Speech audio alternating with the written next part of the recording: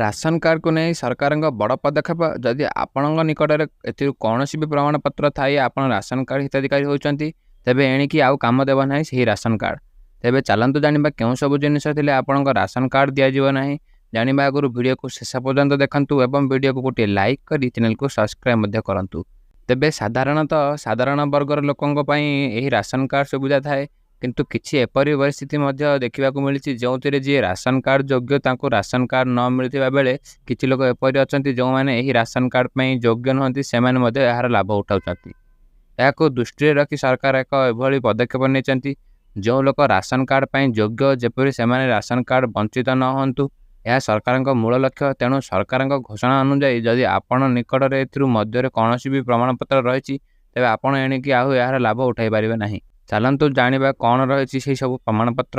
ଯଦି ଆପଣଙ୍କର ବାର୍ଷିକ ଆୟ 2 ଲକ୍ଷରୁ ଅଧିକ ହୋଇଥାଏ, ତେବେ ଆପଣ ରାସନ କାର୍ଡର ଅନ୍ତର୍ଭୁକ୍ତ ହେବେ ନାହିଁ। କିମ୍ବା ଯଦି ଆପଣଙ୍କ ନାମରେ ଏକ ଫ୍ଲାଟ୍ ସହିତ 100 ବର୍ଗ ମିଟରର ଅଧିକ ଜମି ରହିଛି, ତାହେଲେ ଏହି ବି ଆପଣ ସୁବିଧା ପାଇପାରିବେ ନାହିଁ। ଏବଂ ଏହା ସହିତ ଯଦି ଆପଣଙ୍କର କୌଣସି 4 ଚକିଆ ଯାନ ମଧ୍ୟ ରହିଛି, ତାହେଲେ ବି ଆପଣ ରାସନ କାର୍ଡରୁ ସୁବିଧା ପାଇପାରିବେ ନାହିଁ। ଯଦି ଭିଡ଼ିଓଟି ଭଲ ଲାଗିଥାଏ, ତାହେଲେ ଭିଡ଼ିଓକୁ ଗୋଟିଏ କମେଣ୍ଟ କରନ୍ତୁ ଏବଂ ତା ସହିତ ଲାଇକ୍ କରି ଚ୍ୟାନେଲକୁ ସବସ୍କ୍ରାଇବ୍ ମଧ୍ୟ କରନ୍ତୁ।